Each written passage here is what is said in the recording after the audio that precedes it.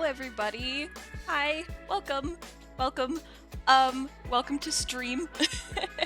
I thought, because I've been talking for forever about making a frog pond, that we should just like go ahead and make a frog pond today, because we've got the cake shrine, we've got all the farms and all the houses and storage and such, and I want frogs. That's really the reason we're doing this, is that I want frogs.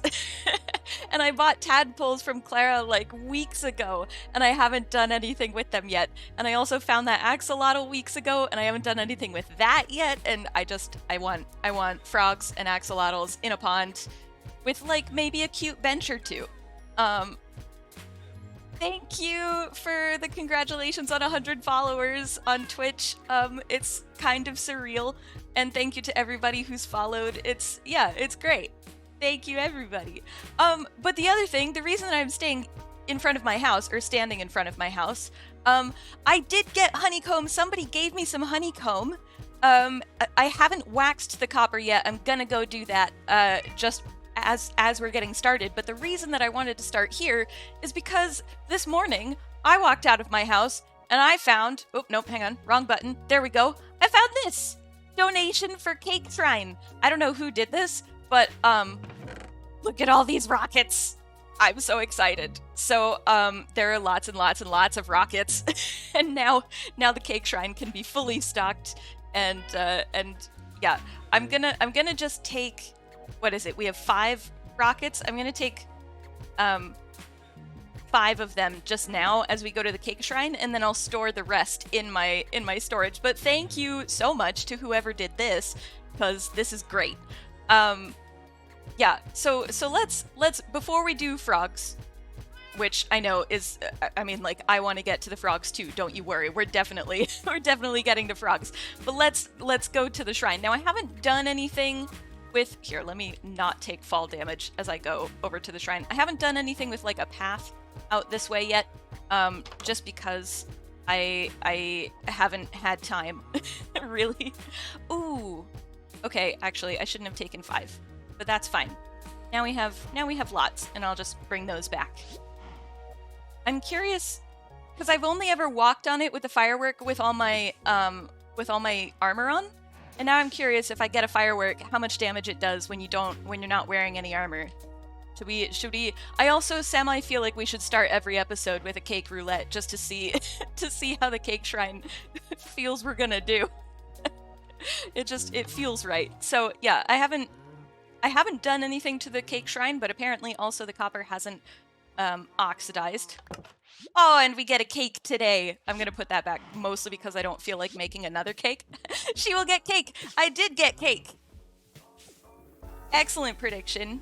I should have done a prediction. I've never done predictions. I'll figure that out next time. We'll do predictions. We'll figure it out. It'll be a thing. Okay, but let's wax these and get the achievement, which is great. And now I don't have to worry about those turning into non-cake colors, or turning into like moldy cake colors, because that's not what we want. Don't want moldy cake. All right, so I got cake this time. Hang on, wait. Okay, let me see if I can figure out. I'm pretty sure I can do predictions somehow. How do I? This might take far longer. Oh, hang on, wait. All right, okay. Start a prediction. All right. Cake or... I was gonna say cake or death, but it's not death. so cake or explosion, I guess. Outcome 1 is cake. Nope. I can spell cake. I'm a functioning human. I can... Here, let's change it. Instead of explosion, go to rocket. Alright, okay, alright. Start prediction. Yeah, got it. So, for anybody who's new to Twitch, when you spend time in the channel, you end up with channel points that you can use to make the channel point redemptions, or you can use them in the predictions. So to see the prediction, it's just at the top of chat for all of you, and you can vote on which one I get and how many channel points you want to wager. I probably should have let it go for a little bit longer, just just so that you guys had more time. But yeah, so there we go. We have a fair amount of points. Somehow it disappeared from my chat, but that's fine. There are a lot of points. A lot of you are thinking I'm gonna get a rocket to the face. So let's see if you're correct. Let's see if I get a rocket to the face. I got another cake, you guys. I feel like somebody, hang on, let's see. This is where I'm gonna, this is where I learn how to do predictions. Oh my gosh, two of you total. Robert and somebody else that it won't tell me. You guys are about to win big. Choose outcome cake. Complete. I like that it's like, are you sure that you got cake? And I'm like, yes, no, I'm sure. I'm sure that I got cake. Definitely cake day. I know, right? 2 cakes in a row. Yes, or boy, cake roulette. I don't know if you were here when we made the cake roulette of the cake shrine, but yes, it's cake or rocket explosion. So yeah, congratulations to people who thought I would get cake for for a second time. Apparently the Minecraft gods are happy with me, and I'm not gonna argue. I did also, I did go back, alright, it's gonna be time to sleep before we do frogs, but I did go back, into the, what am I saying? I went back into the Nether to fix the coral reef portal, and that has now been fixed, which is good. So for anybody who's also on the server, the coral reef portal now works. Why it didn't work before, Dragon and I kind of puzzled about that for a while. We still don't really know. It still doesn't make any sense to us. So that's it's a Minecraft mystery. I was like, I don't necessarily need to put my armor on, but then I was like, if I don't put my armor on, the one time that I don't put my armor on is going to be the time that something happens where I would have wanted my armor. So I'm just going to leave my armor on. Do I want to... Here, yeah, let's grab these just now, and we'll put them somewhere. I will label this drawer later, but we'll put them in here.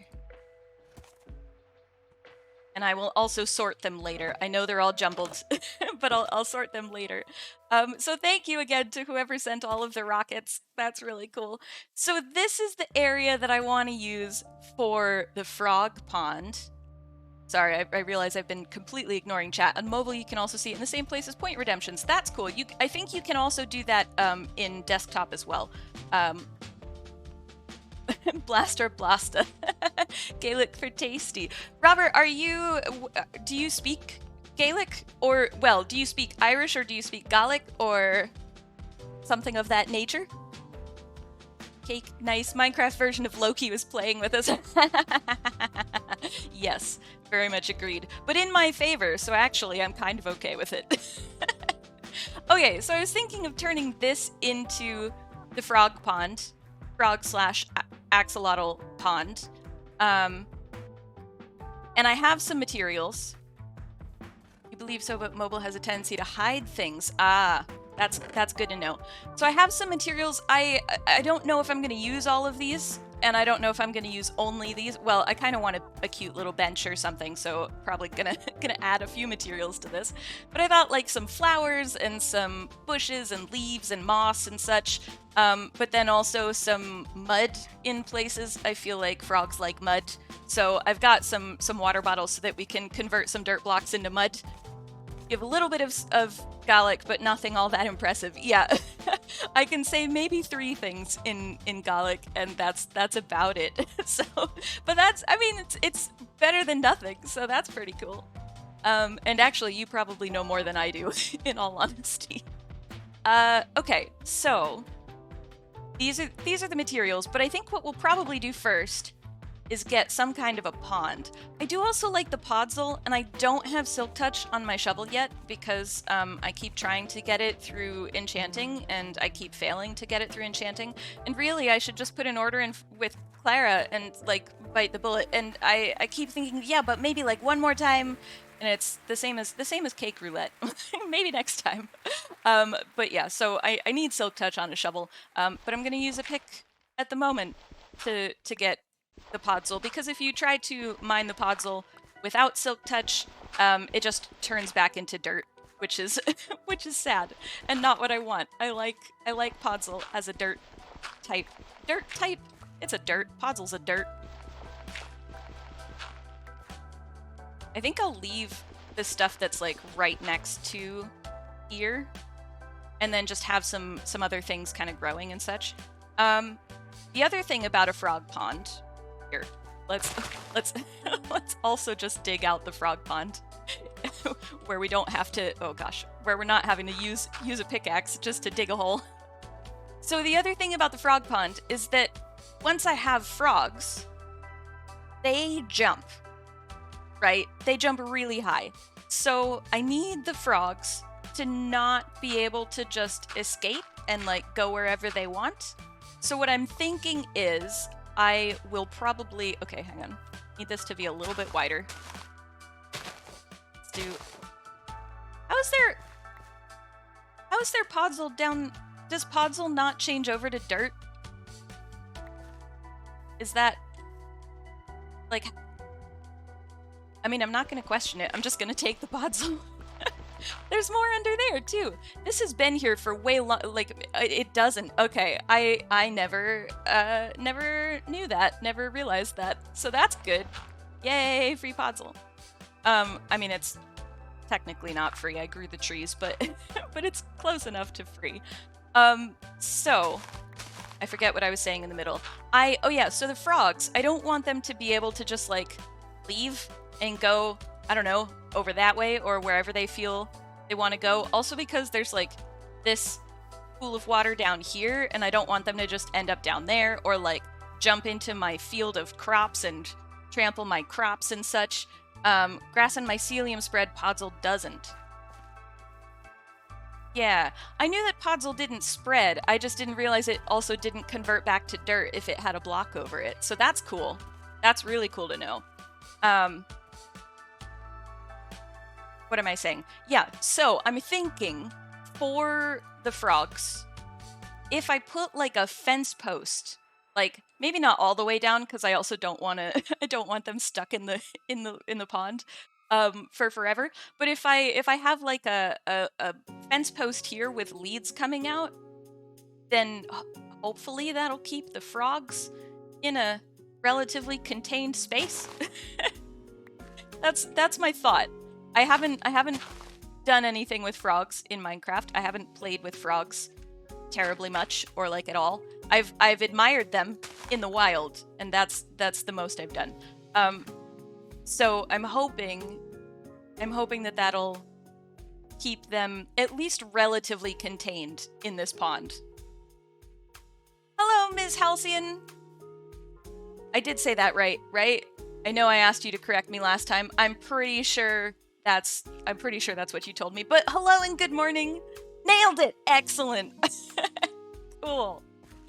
I'm a fan of saying people's names in the way they want me to. Okay, let me get another bucket because I have like 18 buckets now. So I don't actually need to do the multiple trips to make a water source. Oh, I have 17 buckets. Excuse me. I'm getting a little ahead of myself. I only have 17 buckets, not 18. But yeah, let's fill this up with water. And then we'll get our tadpoles growing, because it takes 20 minutes for the tadpoles to grow from tadpoles into frogs. And I could do one of them here and then take one of them to the nearby plains biome and hatch it there. Well, I mean, it's already hatched, but like have it grow up there. And the way that frogs work in Minecraft, they are different colors depending on the temperature of the biome that they grow in. That work. Yes, okay. So, sorry, I'm now trying to make this water mechanics in Minecraft. I was like, oh gosh, which? So I could bring it over there and have a different color frog, but because it takes 20 minutes for the tadpoles to, it takes a full Minecraft day for the tadpoles to grow. And if you have like, what am I saying? If you have slime balls, then they'll grow faster. But I don't have slime balls, and I don't know that we really want to spend 20 minutes of a stream watching tadpoles potentially grow. So yeah, so we're gonna just have, I think, 2 frogs of the warm biome variety over here. There we go. I suppose I should have decided what I want the bottom to be, because that should probably be mud, shouldn't it? In fact, I mean, I can make it mud really easily, so I don't need to worry about it being mud. I do find it odd that you need like water bottles on dirt to turn it into mud, but like, does it work? Yeah. So if I do it, even though it's underwater, if I just do the water bottle, it'll turn into mud. But if it's just underwater, it's not gonna do it. Which I get why on the one hand, but I also don't necessarily get. But I think I want this to be a fairly, like, I don't want to say slimy, but like a fairly muddy spot. I feel like, I mean, I don't know about axolotls, but I feel like frogs enjoy mud to a certain extent.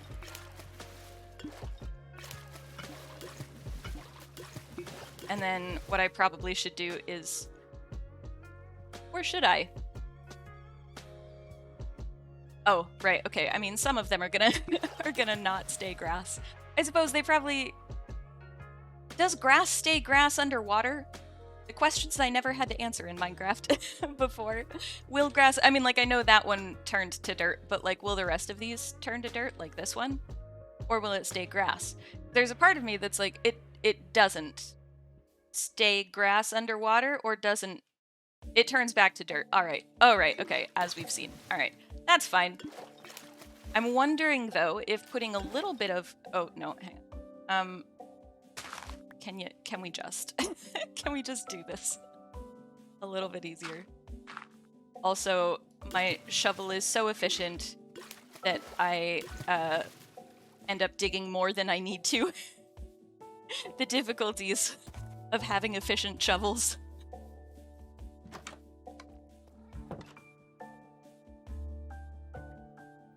Oh, it was a change they made in a fairly recent update? Yeah, I've never had to care about it before.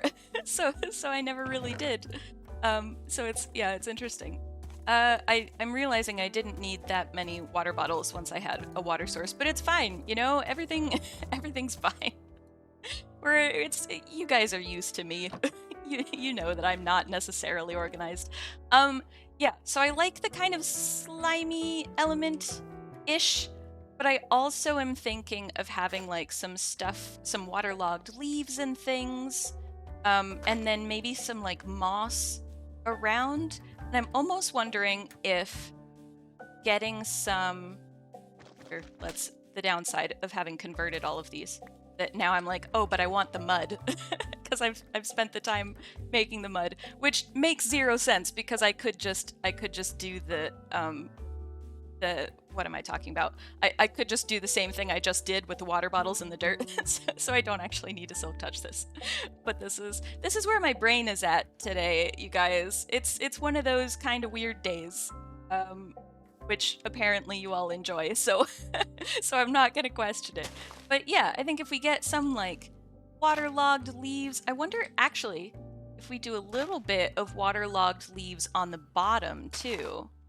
And then so with the moss, I was thinking it could be something a little bit like algae. Oh, mud, you don't have to soak. See, this is where you learn that that I have not played in this update very much at all. When I'm like, oh yeah, I need Silk Touch for the mud. I don't need Silk Touch for the mud at all. It's all perfectly fine. Where did the mud go though? There it is. All right. Okay. Dripstone caves should be temperate biomes if you want some orange frogs since it's loaded next to you. Ah. That is true. That is very true.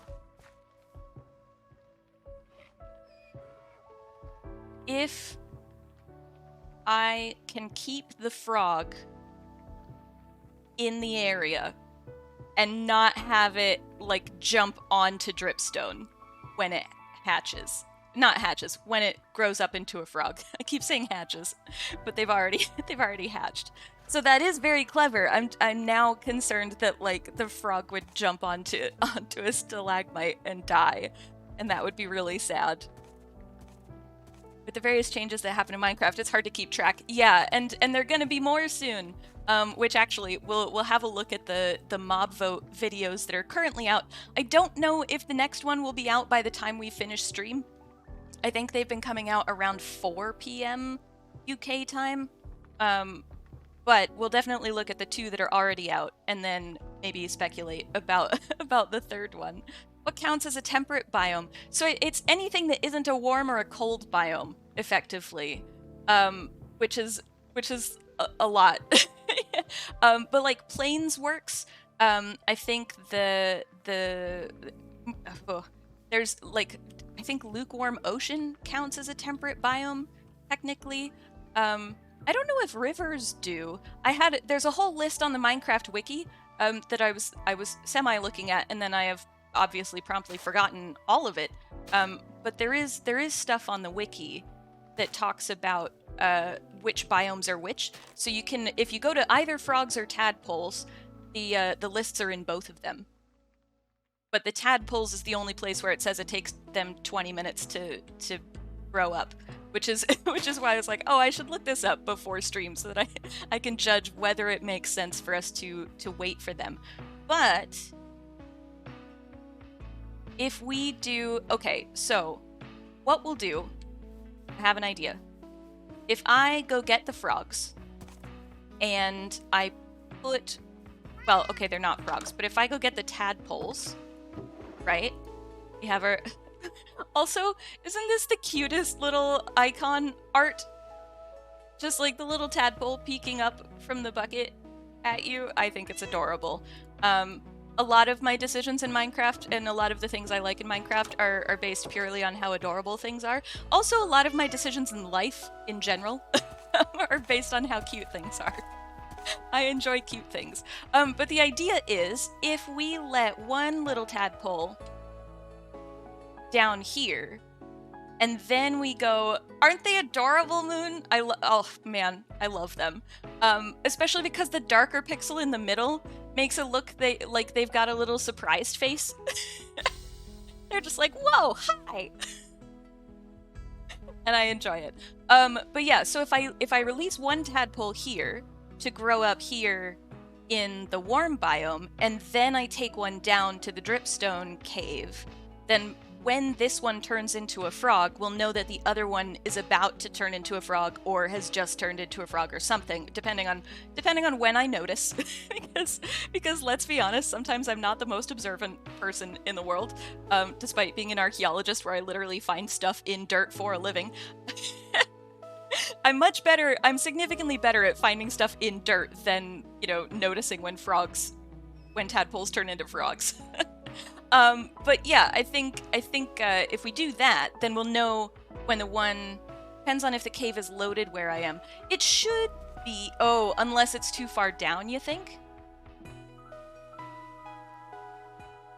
But it should be, because the mountains, like, way over there are loaded, and, like, way out that way, and the cave is definitely not that far from me as that mountain is.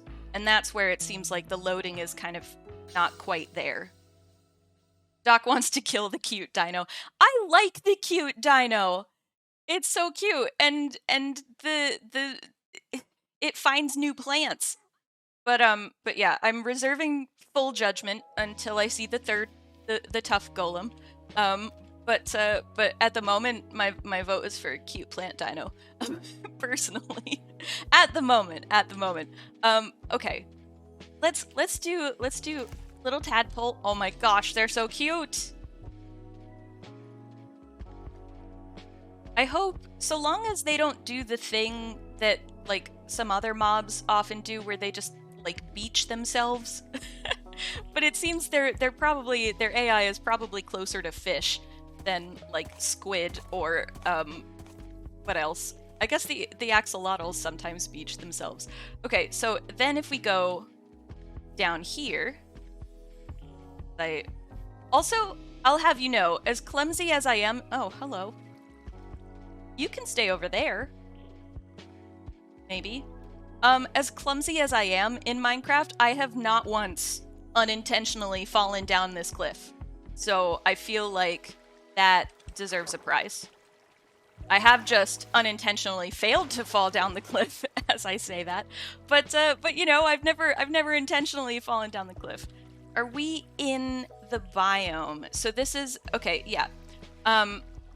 Going into F3, if you look at, okay, over on the left, the second chunk of information, the third line from the bottom, it says biome. And that helps a lot if you're trying to do something in a specific biome and you're not entirely sure if you're there. Helps a lot with like nether farms and such, but also with something like this, where we're trying to figure out if a dripstone cave is here. Now the downside is getting the frog back up to the base. But presumably I could do that with a lead, theoretically. So I think we'll be okay. I want this little guy protected. I don't want him like falling somewhere. Frogs can't drown, right? That would be really silly. You're coming to me? Wait. Yeah, I wish we could keep them tadpoles forever too. Okay, hang on. Wait a minute. I've been ignoring chat. Let me hang on. Wait a minute. I'm sorry. You all are having such great such great discussions. Height shouldn't matter. Okay. Playing devil's advocate. Yeah. You want the cute dino? Yeah, I definitely wish we could keep the tadpoles like you can do with Pokemon. You could be like, "No, this form is too cute." But I also like the frogs. They're pretty great. Squid beaching themselves is your pet peeve bug every changelog. Yeah, I feel like at this point they're like, well, it's an easy way to get black dye, so we're not gonna do it. But it is definitely a pet peeve of mine. Okay, so we have here. You can have a little light, and you know, theoretically you'll be safe there. Theoretically, and then I'll just come back with some leads, and then tie them to a fence post in the bottom of the frog pond. That hopefully will mean that they can't end up, I don't remember how long leads are, but I'll do it at the side that's like over there, and further away from the crops. Is it already nighttime? All right, I'm running over here being like, oh, I can do a thing, and it's like, no, it's already nighttime. Sometimes, certainly, like, when I do my creative builds, I just pause the day-night cycle, because I'm like, I don't really want to deal with it being dark. But you can't do that in survival. Well, you can, but I don't on a server. Actually, let me clear this out. Thank you again to whoever sent that. I'm gonna just leave it up here for now. No, I'm not. This is where I've been emptying my inventory, apparently, and also a whole bunch of I've been putting a whole bunch of cobblestone, because we're still slabbing the nether tunnels and going through all kinds of cobblestone for all of that. So yeah, fences, etc. These go here. Yes. I need leads. They should be up here. There we go. I don't need 3 of them, but that's fine.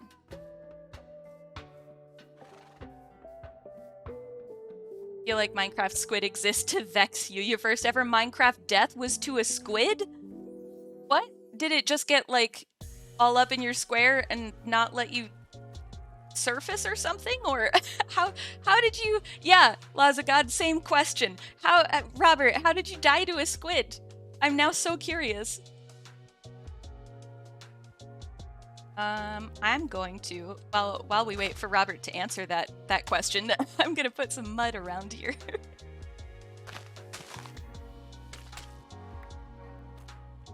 Like the podzol. I might switch these out for podzol.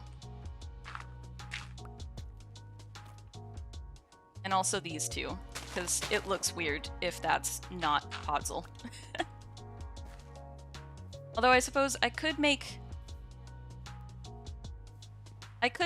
bring this down. I don't know that. Yeah, nah. I like the multi-layer. Oh, and it's raining. So sorry to who's on, Lazagat and Jossie. Yeah, sorry guys, it's raining. Although Jossie, you're in the savannah too, right? Or are you in a plains biome? Let's see. The other thing I don't want to do is accidentally cause this little tadpole to swim in the wrong place. I should just do this. There we go. Oh.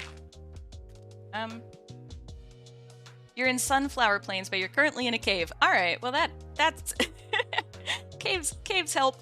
Caves work. Let's do like moss here. Moss will replace the podzol, I'm pretty sure. It replaces almost everything.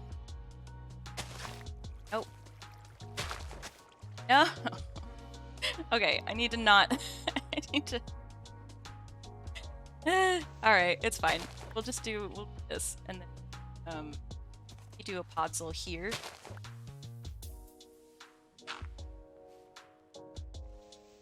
I shouldn't be doing this with my hands, because that's wildly inefficient.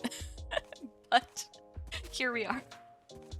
It's the one thing I wish the downside of having to use a shovel and a block is that you can't do the double-handed thing. You also wonder how many people in real life have died to squids. I mean, it's probably not 0.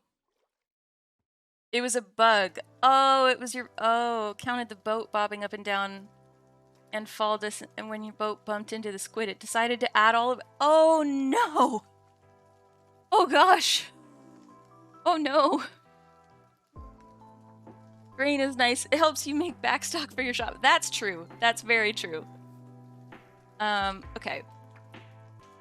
I do feel like...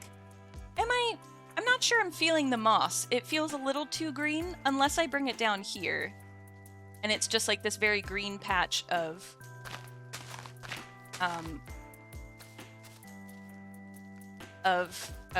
terrain. Eventually, I will... I will stop making path blocks out of everything. It'll be fine. I mean, okay, that's not bad. It is very green. Ooh, I wonder. Okay. I'm thinking, because I'm not super sure about the moss. I feel like it's really vibrant. But if it's kind of like algae or algae, however you say it, wherever you are, then I kind of like it. I like the idea of the sliminess, for lack of a better word. I don't mean the negativity of sliminess. But yeah, I feel like if we can combine if it's that coming out of the water, then I like it as a concept. I'm not sure I like it as moss. So yeah. I hope that makes sense. If you count food poisoning, it's definitely not 0, but you don't know, you can see there being 0 cases of mankind getting in a fight with a squid large enough to be a threat, since most large squids at the surface are on their last legs anyway. That's true. That is true. But also, I'm not super convinced that somebody hasn't done it. I wouldn't be surprised to hear that it's 0, but I also wouldn't be surprised to hear that it wasn't 0. I'm thinking, if we're going with the kind of like moss-covered, algae-covered stuff, if we work some moss stone into it. Nope, hang on. I can click properly.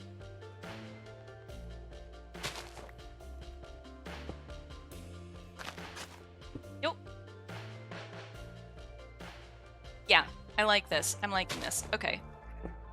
Nope. See, that was one where I was like, oh, it's gonna turn it into a path block, and then it didn't. You're not the only one in Minecraft who's died to a squid. You were watching. Oh, Sliced Lime had a glow squid spawn in his. Oh no. I don't think I've ever died to it. Okay, I have died to nautical creatures. Oops. That are in like modded Minecraft. I've definitely done that before. But I don't think I have died to, like, there are squid in like medieval Minecraft, that mod pack, at least the original version of it. I've only barely played the updated like medieval Minecraft 2, but they definitely had little squid and barnacles and such that could just destroy you. But yeah, I like the medieval Minecraft mod pack, but it's not entirely medieval, and so I like it, but also there's a degree of like some of the stuff, at least in the original one, it's a certain amount of Greek pantheon stuff. Oh gosh, I will do this eventually correctly. So it'll be like a bunch of like Greek gods kind of thing, and it's not entirely, that's not entirely medieval. so I like it as a mod pack as a player, but I'm also like, oh, as a medievalist, not quite.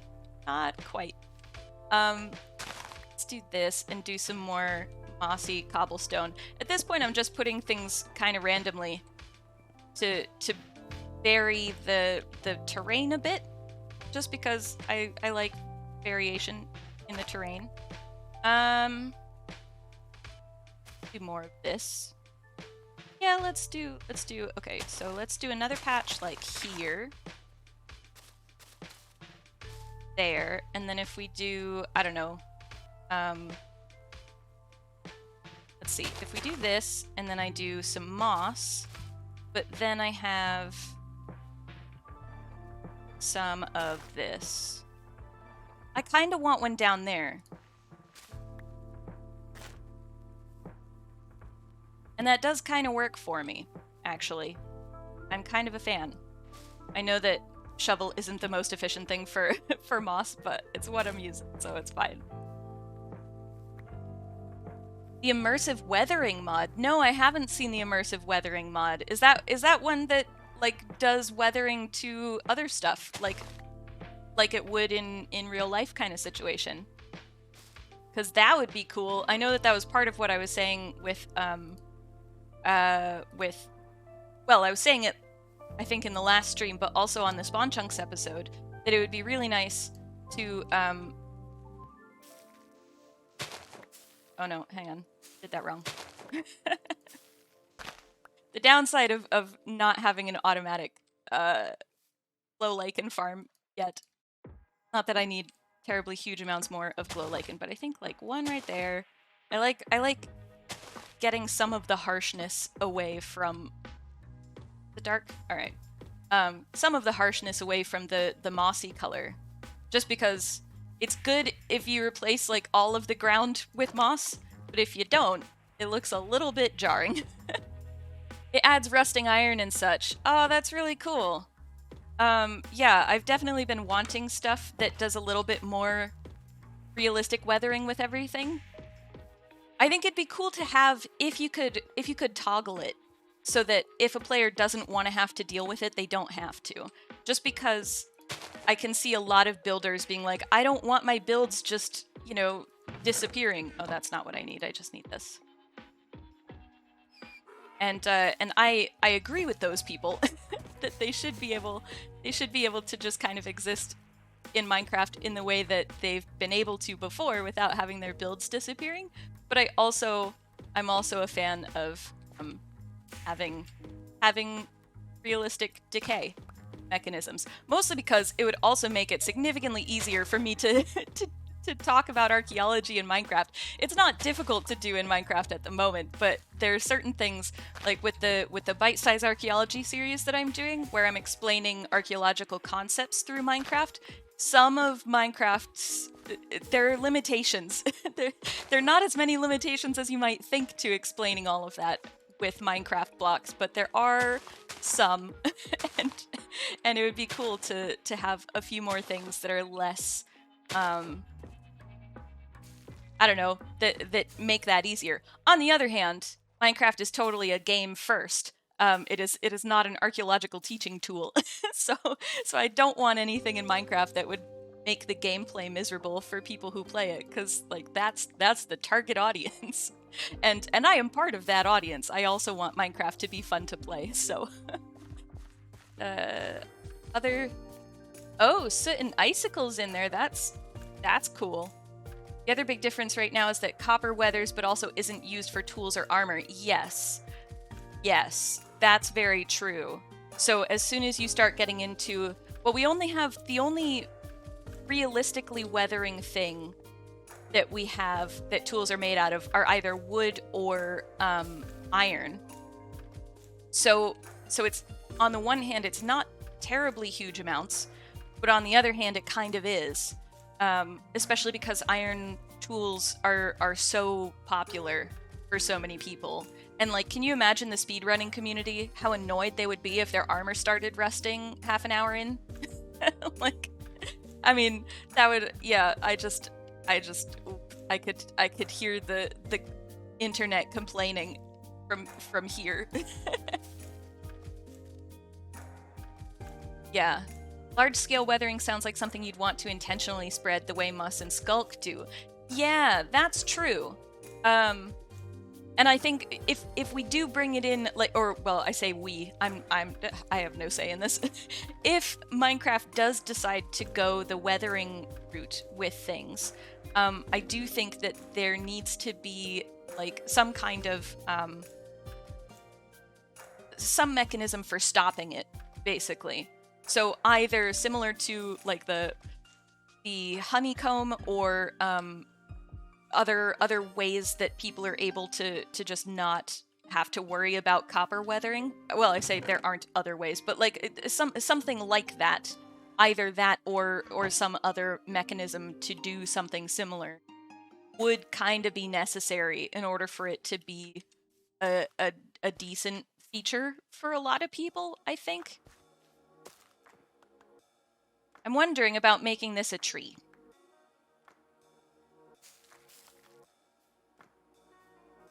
Okay, I mean, it's like... That's a very wonky tree. I said we, it's not a we. I just, it was a force of habit. I don't work for Mojang. It's not. I mean, I wish, but no. No. I enjoy this tree. There's a part of me that wants to fix it, and there's a part of me that kind of just enjoys. You know what we can do? Oh my gosh. Although it's right over the path, I might have to change where this path is, because I've had an excellent idea.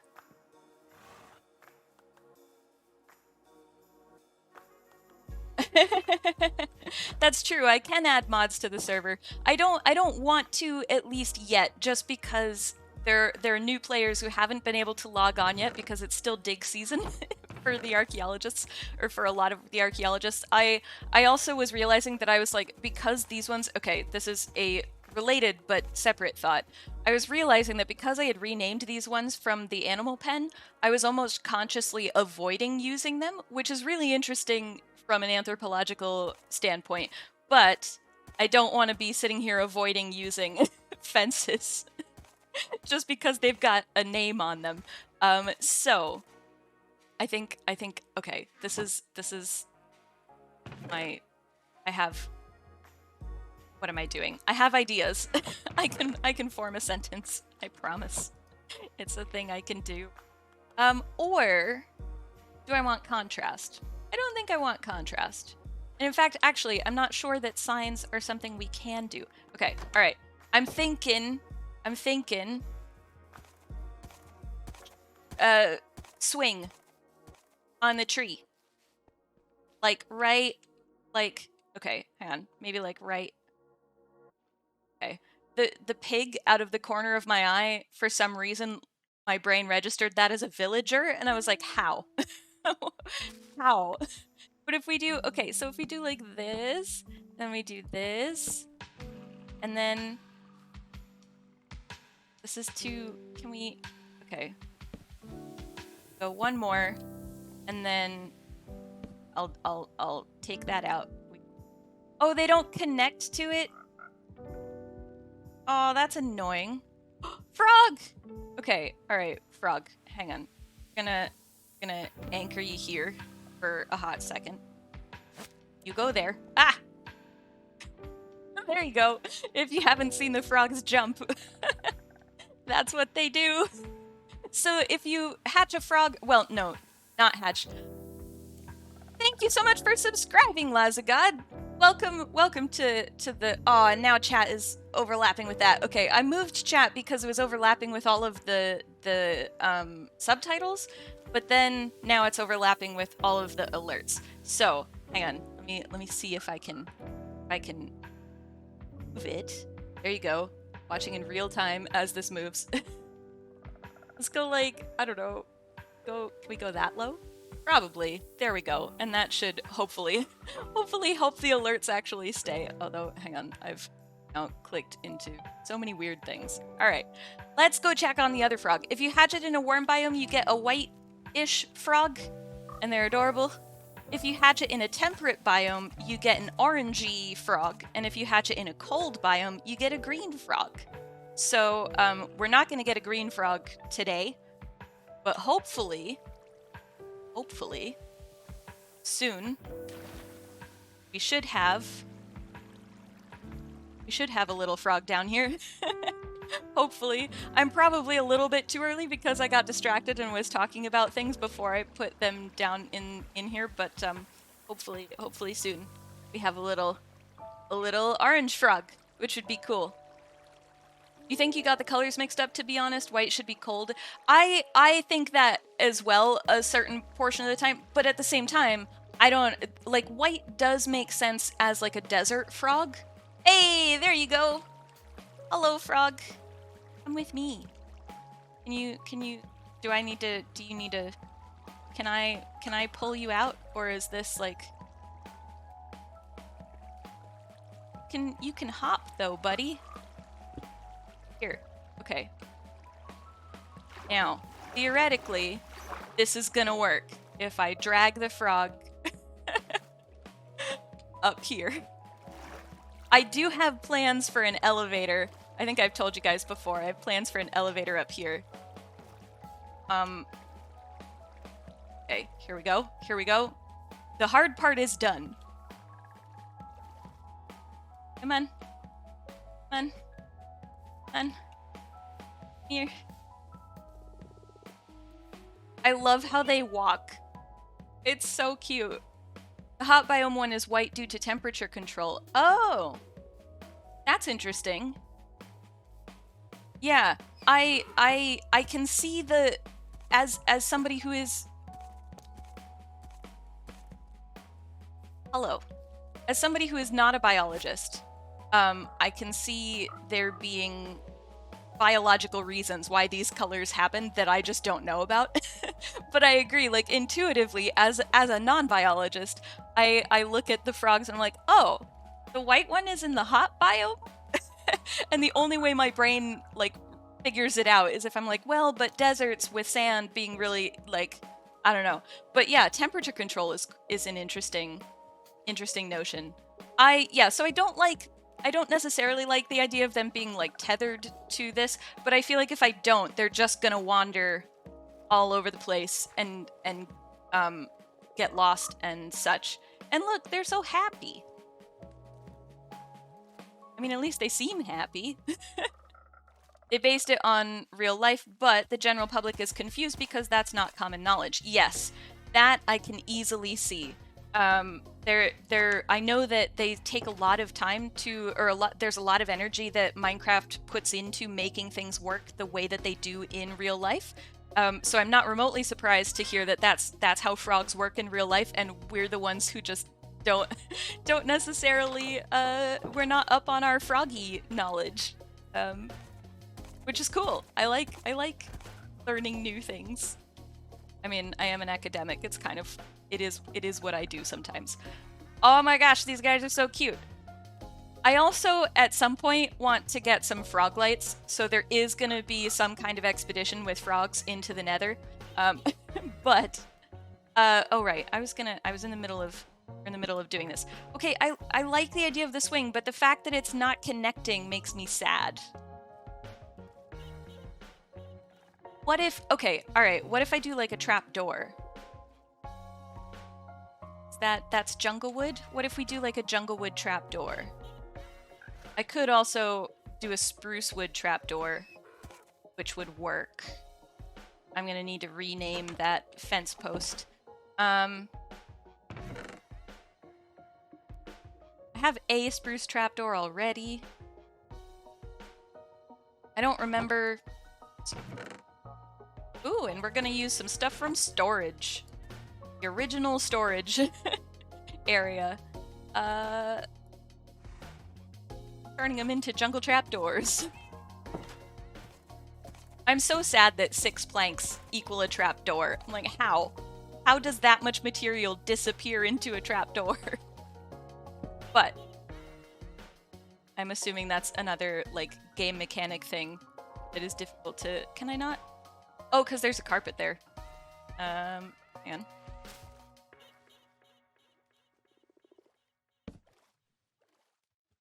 I suppose then I don't even need the stairs, do I? That the stairs are now irrelevant. Now we have a swing. I like the swing. I don't think I've ever had a swing in Minecraft. It's kind of cool. Wonders how creepers work in real life. Yeah. They could have given us green frogs for hot biomes and then did more realistic colors for the others. Yeah. Yeah. In all honesty, I am still very happy about the frogs, though. I think they're pretty cute. I like that they jump. They just look so happy. And I definitely need more frogs in here. Now, I do also have an axolotl that we need to bring over. Do I want to decorate more of this? I can put some mossy carpet in places. I'm just looking at what I have as options for decoration. I guess we could do some, actually, hang on, yeah, let's do some bushes so that so that it's not just like I don't know, not such a stark, that there's some greenery around, like leafy greenery around, I guess is where my brain is going. It's I don't know if my brain is going in a coherent direction, but it's going somewhere. And I think this I'll just change so that it comes up maybe just like right next to it and comes along here, which is a little bit more natural down towards the nether portal anyway. Which I was thinking if we have time, I might start decorating the nether portal because I have ideas for it today. But yeah, now we have a cute little frog pond. Oh, and there's also... Why has that just been there this whole time? Did I drop something? Did I do something? Actually, you know what? Put that like right there. Some leaves. I'm gonna do some... Oh, I'm out of them. I was gonna do some mangrove roots.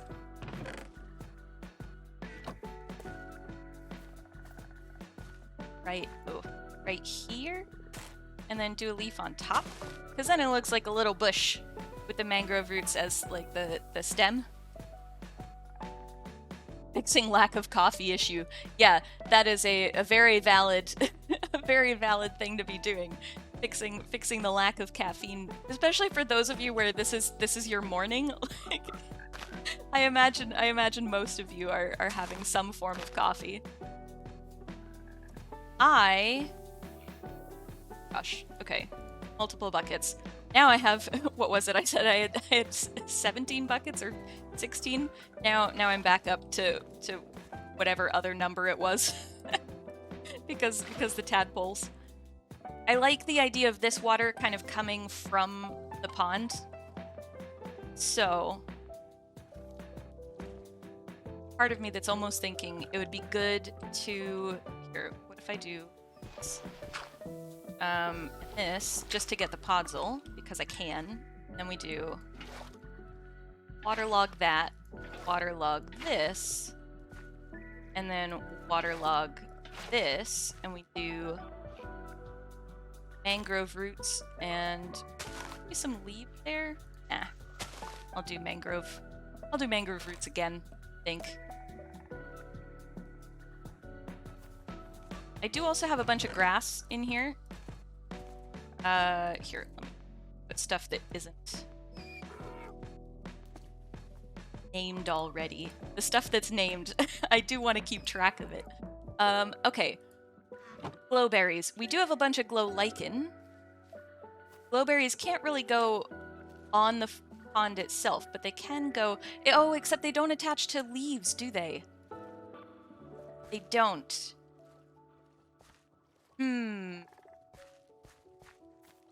But I like the glowberries. They're my favorite. I want cool little glowing berries all over the place. You decided today was a jumbo mug morning. So a friend of mine got me, I think for Christmas. It was either for Christmas or my birthday last year. Actually, speaking of birthdays, my birthday is next week. So I was thinking Tuesday might be a birthday stream, and I don't have any plans for what that would entail. But aside from, hello, Flowers for Spencer, thank you so much for following, welcome on in. We're currently making a frog pond, and I'm trying to figure out where to put some glowberries, because I really like glowberries. But then I got sidetracked, because we were talking about jumbo mugs, and a friend of mine, for, I think, my birthday last year, gave me this mug that looks like a beehive. It's a ceramic mug, but it's in the shape of a beehive, and it's huge, and I love it. And if I'm having a rough day, I'm like, okay, it's a bee mug kind of a day. But it was a bee mug, and then also some socks that have bees on them, and they're like the nicest, coziest socks I've ever had in my life. And I don't know where the combination of a mug plus socks came from, but I very much approve. So yeah, but anyway, then I got distracted because my birthday is actually next week, and I was thinking, Twitch changed your cute emoticon to the, oh no! Oh, I'm sorry. How? That's sad. Well, hello anyway, Flowers for Spencer, and I trust you that it was a super cute emote. If you want, we have a Discord you can join if you're interested in archaeology and Minecraft and such. That's what I do. That's who I am. Thank you for happy early birthday. And if you're interested in joining our community, we have a Discord, and hopefully there you would be able to post your super cute emote and show us what it was supposed to look like, at least. You love archaeology. Excellent. Well, you are in the right place. I have to be honest with all of you, I don't know anything about the archaeology of frog ponds. That's a totally new topic to me. Even just frogs in general. I do know that we get them at archaeological sites, but a lot of the time I am more accustomed to seeing... The thing about frogs is that humans don't necessarily interact with frogs that much. So when we talk about archaeology with frogs around, a lot of the time it's that, like, there were frogs nearby. So that's definitely a thing that happens. Sometimes we find, like, frog bones in, trash pits or what we call middens, which are basically piles of trash, effectively. And you can find frog bones around there, and that's, you know, if people were eating the frogs or something. But frogs are one of the rarer animals that we see, at least in my experience. That doesn't mean that it's rare elsewhere in the world, but for my experience in Scotland, I have rarely come across discussions of frog bones. At least for the early medieval period. So I'm sure that other time periods... Oh, sorry, Thank you for the hydrate, Mr. Gista. Everybody drink some water, and then I'll explain what just happened in my brain. But definitely have a drink, especially if you're feeling thirsty. Even if you're not feeling thirsty, you're probably dehydrated, especially for anybody who's in the northern hemisphere where it's starting to get cold and your heaters are coming on. You're probably a bit dehydrated. Also, when that sound alert got played, I was like, I'm not drinking anything in game. Is somebody here? Is somebody drinking a potion behind me? And then I was like, is there a wandering trader somehow? And yeah, I totally forgot that sound was part of the alert. so can others in chat hear those sound alerts? Can you guys hear the sound alerts? You're supposed to be able to.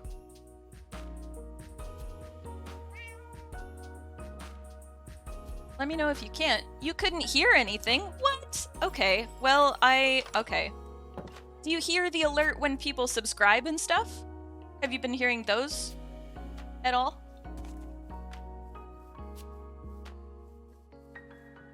You didn't. Oh, weird. Huh. Okay. I'll have to look into that. Yeah, oh. Yeah, that's a drinking noise for me. Why is it not doing that? Weird. Okay, well, cannot hear anything. Okay, didn't hear anything. I will look into that after stream because that is supposed to be stuff that you guys can hear. You're supposed to be able to hear all those things. Yeah, oh, weird. I feel like that's like I've missed I've failed to tick a box or something. But I don't know where that box would be, or that box even didn't know it existed. So I'll look into it after stream. I'm so sorry about that. Thank you for letting me know though, because if you guys don't tell me, because I'm getting it from the streamer side of things, I don't actually know if when something goes wrong. Oh, you can put grass on mud. I suppose I shouldn't be surprised about that, but yeah. So the drinking and in-game sounds you heard. All right, so I must have done something weird when I set those up. This is part of being slightly new to Twitch streaming, and by slightly I mean extremely. So there must be a step that I've failed to do. No, I don't think you guys are deaf. Yeah, no, it's almost certainly something I've done. And by almost certainly, I mean definitely. It's definitely something I've failed to do. I haven't put any flowers around here. I feel like I should put flowers. I am very partial to the lilac flowers. They're my favorite Minecraft flower. I just like them a lot. This has nothing to do with archaeology. It's entirely personal preference. I wish you could... Okay. This is what my brain is at this point. I was like, I wish... I tried to place the flower on the leaves, and then my brain was like, oh, I wish you could do that. And then I was like, no, that doesn't make any sense, ArchaeoPlays. Like, there's no dirt. Of course you can't put flowers on leaves. Oh, it's... Yeah. I'm a functional human. I have a PhD, you guys. I do. I legitimately do. I've had it for several years.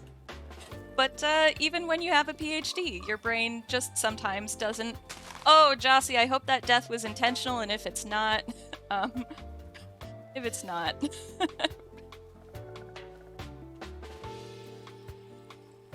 I haven't left many spaces for flowers to go. You found a zombie spawner! Oh. I mean, that's both a good thing and a dangerous thing. I haven't left... Yeah, here, let's put a flower there. Then maybe I'll just do like a couple over here, kind of around, so that the flowers are almost bone meal some stuff too. There we go.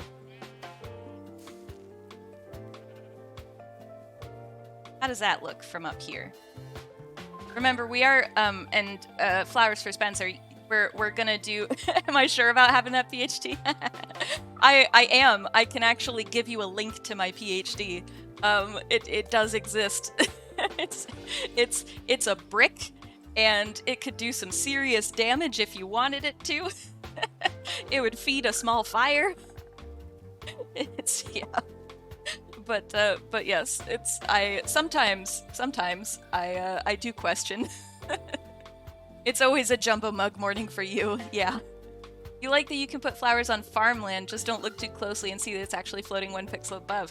I don't think I realized you could put it on farmland, but that's cool. You'd been exploring the abandoned mine right over top of it, so it was spawning zombies for the last 20 minutes. Oh no, Jossie. Oh, that's like, yeah, that's a lot of zombies. It's a lot of zombies. Okay, I'm liking this so far with the plants. Can you put grass on... This is probably a silly question, but can you put grass on... Oh yeah, you can put grass on moss. I've done it already. I kind of like that. A little bit kind of overgrown, sort of. Let's do another plant there. Okay, there we go.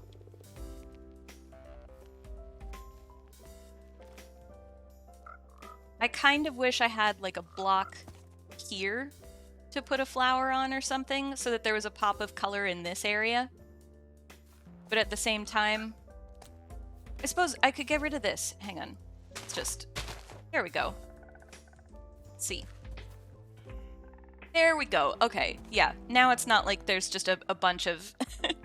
a bunch of pink on one side and the other and nowhere in between. No more leaf. Yeah. But that's okay, we have leaves everywhere. Lots and lots of leaves. I wonder... I don't think this is true because of how water mechanics work, but I'm curious if you can put these in water. I highly doubt it. Yeah, that's what I thought would happen. But I wish we had plants that you could... I mean, I guess there's seagrass. Everybody stretch for a bit! If you've been sitting in the same spot, especially like I have for the last hour, absolutely stretch. Oh, so you guys haven't been hearing any of these alerts because, oh, so the sound for this one is just like a little sproing noise. And then the one for questions is somebody going, I have several questions, and it's quite funny. And I'm sad that you haven't heard that one, even though Moon redeemed it last time. So, so I'll have to fix that. Because you guys deserve to be able to hear the noises. Also, how dare the game call your dandelion stews suspicious?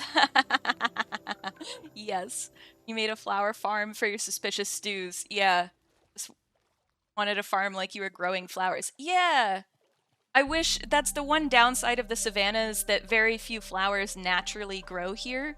So we do have a flower forest right next to spawn, and there is a part of me that's like, we should probably put a flower farm in there. But yeah. You can put coral underwater. That's true. And that's what we've done. We've got... Oh, so Flowers for Spencer, you haven't seen our cake shrine. We have a shrine to cake that has coral. And also a security detail made up of tropical fish and pufferfish. And you play cake roulette. It's, you either get free cake or a firework to the face. A cake shrine, yes. Let's go introduce Flowers for Spencer to the cake shrine, because it's kind of great. Oh, I haven't eaten. Hang on, wait. Dragon's gonna be annoyed at me for not eating. Clara's already typed it.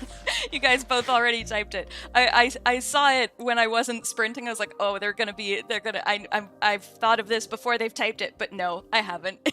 You guys are so much better at remembering than I am. Okay, so this is our shrine. Hang on. It's a humble little shrine.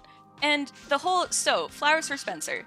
The plan here is for the buildings to be changing over time the way that they would in real life. So like when I build, I'm not going to have the same storage room the entire time, or I'm not going to have the same house the entire time, but really just all of the buildings. We're not going to be too precious about changing buildings up or even demolishing them and things, so that we can see how stuff changes over time. But the idea is, with the materials, I'm going to name them where they've come from originally. I can just call you Spencer if it's easier. Okay, I was thinking I would do that, but I also didn't want to make assumptions, so I'm more than happy to call you Spencer. So we're naming them so that we can track where the materials have been across the different buildings, right? So the idea is that when we get to building like number 20, we may well have fences from the very first animal pen we built in building number 20. And not only are they from the first animal pen, but they've actually gone through like 3 other buildings since then. So it's kind of archaeologically tracking how things move in a society that builds new stuff and such. The forest directly between our bases to the north also has a flower forest. Oh, that's good to know. So you're not sure if you're understanding much due to your short attention span. That's okay. It sounds more complicated than it is, but it's really difficult to explain it in a non-complicated way. But basically, what's going to happen is all the buildings that we ever build in this, that I ever build in this series, are going to change, right? Except for this one. And maybe a couple others if I decide to. But part of it is, if all the buildings change, it'd be nice to show some that don't and some that stay the same. And this started out as a shrine to Cake, because it was celebrating my reaching Twitch affiliate status on Twitch. And so I made a cake, and then we decided we should have a shrine to the cake. Oh, hang on, let me sleep. Let me sleep. Pause the cake shrine discussion before creepers blow up my beautiful frog pond. Okay, so started out as like just an idea for some cake to celebrate becoming affiliate status on Twitch, and then it turned into a shrine, and then the ideas kind of ballooned from there. And now we have a cake shrine. So this is the cake, the original affiliate status cake in the middle. And when you walk in, this trapdoor just controls the door. This trapdoor, however, is cake roulette. So you either get a cake or you get a firework rocket in your face. And you have to walk over the pressure plate to enter the shrine. So yeah, and then it's deeply silly. It's we've got precious materials in here that are the same colors as the cake because I could. And there's a security detail below. It's a little coral reef that we made in the last stream where we have like 6 puffer fish and I think 11 tropical fish because I miscounted my buckets. so we ended up with additional fish. And it's a little coral reef with some fish security detail. So the firework rocket and the fish are to deter cake thieves, is part of the lore. You got 4 ads in a row? Oh no, I'm so sorry. Okay, so you've probably missed like my entire explanation of this. I feel like you might have missed my entire explanation. But that's okay. I'm happy to explain again. So this is the shrine to Cake. And I realized I don't know how much of that you missed, so I don't necessarily want to repeat stuff you've already heard. But this is the shrine to Cake. It's a cake that we put down because there was an ad break. It's supposed to tell me when that happens. And yeah, okay. So there are a couple things I need to figure out why Twitch isn't doing stuff. Again, probably some random tick box somewhere or a step that I've missed somehow. But I'll look into that. I'm sorry about the ad break. There's not much I can do about the ad break, so I am sorry. So this is our shrine to Cake. The cake is from when I reached affiliate status on Twitch, like a couple weeks ago. Not even. Like that was last week? Was that last week? Or the week before? Each time you refreshed. Oh no. Okay. I'll have a look at the ad settings and see what I can do if I've failed to. Yeah. I'm so sorry about the ad breaks. I will figure out what is going on. If there's anything I can do to change that, I will do my best to change it. I am sorry. There is a point at which like Twitch that you're used to like 2 ads, but 4. Yeah, I can't control how many ads Twitch gives you. I wish I wish I could, but I can't necessarily. So yeah, there's like a minimum that I can say, but then like I can't. Yeah, and even then it's several weeks ago now, and you think those are pre-rolls. Oh yeah, that's true. There might be pre-rolls. Yeah. Anyway, I will look at the ad situation. I am sorry. It is Twitch. A certain amount of it is out of my hands, but yeah. Write a very long email to Twitch now. Yeah. So Spencer, you probably missed the entire discussion of this. Every streamer gets a pre-roll, but those can be cut out with a sub or a Twitch turbo. Yeah. I know that if you sub, you don't get ads, but also not everybody can afford to subscribe. So don't remotely feel badly or anything if you're not subscribed. Like, it's not I completely understand the difficulty of Twitch subscriptions and such, having been somebody who rations those myself. So but yeah, so this is our shrine to cake, Spencer, and I don't know how much of this you saw, so I'm gonna try and demonstrate it again. Can I do it without? No. Oh no, it's just because I would have gotten cake. All right, so this is the shrine to cake. The cake was to celebrate when I became affiliate, which was a couple of weeks ago. And I thought I would do a celebratory stream, and then I didn't have any plans aside from making a cake. And then I was like, maybe we make a shrine to the cake down here. And so it's a shrine to cake. And we've got some precious materials that are in the colors of the cake, which is deeply silly. And basically, you have to step on the pressure plate, which then gives you either a cake or a firework rocket. It's cake roulette. And yeah, and then it's guarded by a little a little coral reef, as you can probably hear the pufferfish. Last stream we went and got some coral and then some pufferfish and some tropical fish, and they're part of the security detail. That and the cake roulette theoretically deter against cake thieves, as part of the lore, at least. So yeah, this is the cake shrine. I'm rather proud of it. I enjoy it. And yeah, it's not something I ever thought I would build in Minecraft, which makes it even better in my mind. There are also ways to prevent pre-rolls. You've tweaked yours and can give suggestions. Okay, all right. Twitch may override the settings anyway on a whim. Yeah, I think there's a certain amount of it that we can't control. But yeah, I'll figure that stuff out after stream. But yeah, so cake roulette. So far I've gotten 4, actually guys, so far today I have gotten 4 cakes and 1 rocket, 2 rockets. Was it 2 rockets? I might have had 2 rockets today. That's another rocket. All right, okay. So so it's at this point it's about 50-50, which, you know, is about the ratio of rockets to cake.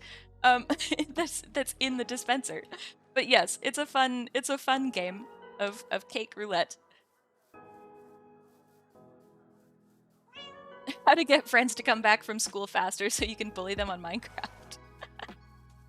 That I can't help you with. That I can't help you with. Okay, so we've got hello. Now you won't be stuck there. No. You're a frog. You can jump back in there. Okay. We do have an axolotl. You can't go to school today because of sickness. Oh no. Well, I'm glad that I can entertain you while you're not at school. I'm sorry that you're ill. That's unfortunate. And also I have an axolotl. I have an axolotl that I want to put in the frog pond. Nope, that's the wrong thing. There we go. Ah! I found this axolotl weeks ago. I think back when I was just exploring I think this may have been like the second stream, like between the first and second stream I found this axolotl. and I've been planning on making a little frog pond for it the entire time, and I haven't. But we have an axolotl, and now I'm hoping this axolotl doesn't like decide to just climb up on somewhere and then die, because that would be sad. And actually I'm just gonna name this axolotl. What do you think? Name suggestions for the axolotl, anybody? I'll rename this to Animal Pen 1 again, so that we keep track of it.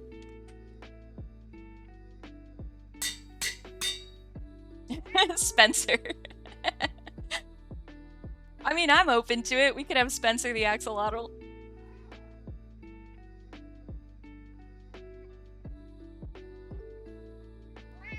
Not currently seeing other suggestions. So, what color is it? It's one of the like light blue that has like the pink in it. Splash is a good name.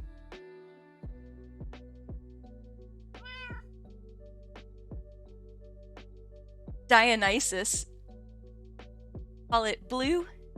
Splash Dionysus blue?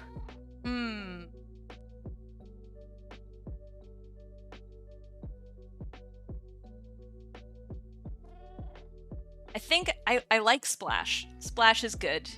You may have a slight obsession with Greek mythology. Yeah, a lot of, I mean, that's entirely fair. I'm an archaeologist. I have a slight obsession with a lot of weird stuff. I'm a glass specialist, actually, so I study ancient glass, and particularly in the form of glass beads. And so I have a slight obsession with glass beads, ancient glass, and ancient glass beads. So you don't have to justify your obsessions of old stuff to an archaeologist at all. We get it. We've been there. Yeah, okay, Splash. I like Splash. So this is Splash. It's one of these ones. And we have already determined that axolotls and frogs will not harm each other, at least, which is good. Oh, sorry, buddy. In the way. I'm just hoping that Splash doesn't jump out of this pond. I don't think they will, because they don't have, like... They're not... There's no... Oh, well, I say this, and then there they go. So, stay in the water, please. I don't want to have to figure out how to replace you. I don't think we can replace Splash. You collect shiny rocks and name them? Hang on, wait a minute. Let me get into a safe place. You collect shiny rocks and name them. Don't even think there's a way to explain that. I mean, again, I am an archaeologist. You'd be surprised how many rocks I have from, not from sites, because like the stuff that you collect at an archaeological site, if you take that yourself, that's illegal in most places. So don't do that. But like from the areas around the sites, I have at least 3 or 4 rocks from Iona, from that dig on Iona that I was telling you guys about. Because Iona has some really Scotland in general has some really interesting geology, especially out in the Inner Hebrides, which is basically where Iona is. And Mull has some really cool geology as well. The rocks that I've got, there's a stone called serpentine that is found on Iona, and it's like large pebbles that are like nicely polished and everything from it, and it's really, really cool. So so yeah, that's I have a number of those. I don't even know how many rocks I have. This is now a good question, because there's part of me that's like, I don't have that many rocks, and then I was like, oh, maybe I do have a fair number of rocks. I also have a lot of glass. Like, I have a lot of glass from various, like, not from archaeological sites, but from glass blowers who have given me like their glass waste to just kind of mess around with archaeologically. So I have a drawer, like the drawer behind me in my office is just full of glass glass shards of various sizes, and also glass beads, like modern glass beads, not archaeological ones, but modern examples. Because my PhD was in 3D modeling and photographing objects that don't photograph or 3D model well, like glass beads. So that's, I practiced on a lot of modern stuff, because getting access to the ancient stuff can be a little bit difficult, depending on what it is. And you often don't have huge amounts of time with the ancient materials, because if you're going to a museum and asking to look at, say, like 6 different objects, you maybe are able to go in for like a day or two, but it might not be where you live, and costs of staying somewhere in a city that's not where you normally stay, and like getting to that place, it can be really difficult. So yeah. Practicing on modern stuff is a lot of what archaeologists do. A lot of practicing on modern stuff or practicing on replicas. Hello, frog. I haven't named the frogs. Although I suppose that would require a name tag at this point, so I don't have name tags. so yeah, we'll name them eventually. You collect books, seashells, rocks, and random cool plants you find in public parks. I hope you're not just necessarily just stealing the random cool plants, like that it's like an off-cutting of something or something. You want to go into the medical field, but I've somehow convinced you to consider archaeology as a job. Wow! In half an hour, I've convinced Spencer to consider archaeology as a job. That's pretty great. I feel like I should put that on my resume. Be like, I can convince people that archaeology is cool in 30 minutes or less. I mean, in fairness to myself, to other people, it's not terribly hard to convince people that archaeology is cool, because you just start talking about cool stuff in the past, and people get interested. But yeah, it's an interesting field to go into. I will say, it definitely doesn't pay as well as the medical field, so you have to be careful going into archaeology, depending. But it is a really cool job. You only take plants that have already fallen off bushes. Yeah, I figured it was probably something like that, rather than just like, I just had this image of somebody walking into like a flower bed in a park and just like digging up a random plant. I was like, oh no. But no, I assumed you were doing the responsible thing and, and taking reasonable stuff. You have a chunk of coal coke sitting in your car. Oh wow, that's cool. I don't know that I've ever seen, like, in real life, I've never touched a chunk of that before. I've touched a lot of charcoal. I mean, preferably not with your bare hands on an archaeological site, but sometimes you touch charcoal with your bare hands, but a lot of the time, if you do that, you can contaminate it, so that radiocarbon dating actually might not work. If you just like pick it up with your hand and pass it around to different people and be like, hey, look at this thing, even if it's like a decent chunk of charcoal, you may have just contaminated it. So you have to be really careful when picking stuff up. Archaeologically, but I've handled a lot of charcoal. I don't think I've ever handled coal coke.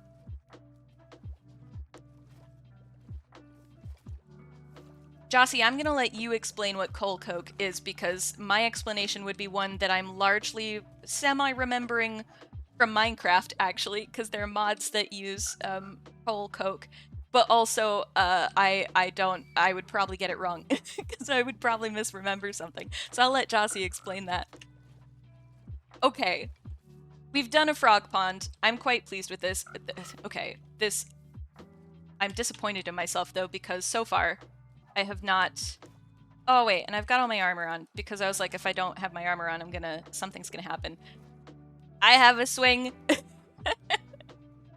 I have a swing. I don't have anything archaeological that connects to it, but that doesn't matter, I have a swing. Your knowledge kind of is too, from modded stuff. Immersive engineering, yeah. It's used to add carbon to steel.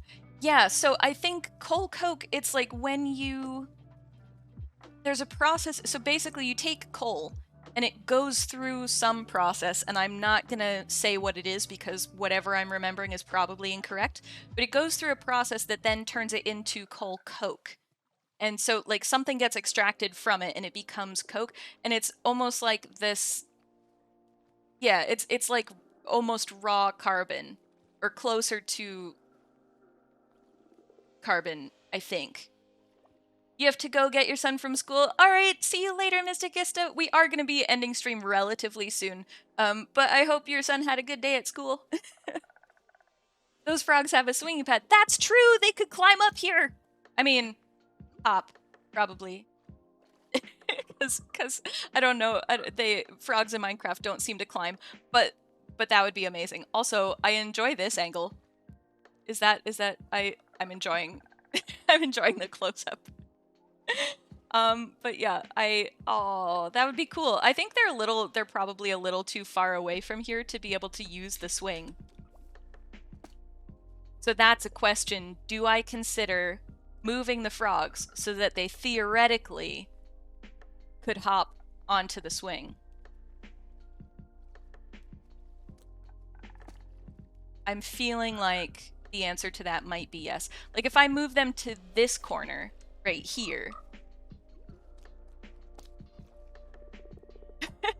You haven't done anything all day apart from go on Twitch and eat. Well, also, in fairness, you're homesick from school. So so normally you would be being productive at school, but you're sick. And this is the thing. Okay, so as somebody with 7 different chronic illnesses, because my body thinks they're Pokemon and we have to catch them all, your like productivity doesn't have to be at the same level every single day. Okay, so your productivity level when you're healthy shouldn't be the bar that you force yourself to reach when you're not feeling well, right? Because then you're just pushing yourself too hard and you overdo it, and then it takes you longer to actually recover from the illness or injury or whatever it is that you're recovering from. And then also you just tell yourself that you're a terrible person because you're not reaching that productivity level that you think you should be reaching, when in all honesty, you shouldn't be having to reach it at all. Right? So even though you've got homework tomorrow, I'm not saying don't do your homework. All I'm saying is, remember, and this is for everybody in chat, just as an FYI, and it's something that I had to learn kind of, not the hard way, but it took me a while to learn. As somebody with a PhD, you probably can guess that I am often rather productive and, like, doing things, and then when I became chronically ill, with 7 different illnesses, my goodness, that kind of stopped to a degree, and like the things that I could do in a day, I ended up spending a lot of time getting upset with myself because I couldn't be productive in the way that I was before I was sick. But there's no reason for me to be holding myself to that same standard. And even when, at this point I've got, hang on, GG's. Even at this point, when I've got like a bit of a baseline of where I am with my chronic illnesses, if I'm having a rough day, I do not hold myself to the same productivity standard that I do when I'm having an okay day or even a good day, because it's just a lot, and there's no reason for me to hold myself to that productivity standards when my body is already working overtime to try and keep me as healthy as it can, right? Is it too personal to ask about what the illnesses are? You're crazy interested in medical stuff, but obviously you're trying not to overstep boundaries. Don't worry at all. It is perfectly fine to ask what they are. Hang on, let me also sleep before we get creepers blowing up our frogs and our axolotl, because that would be really sad. Oh.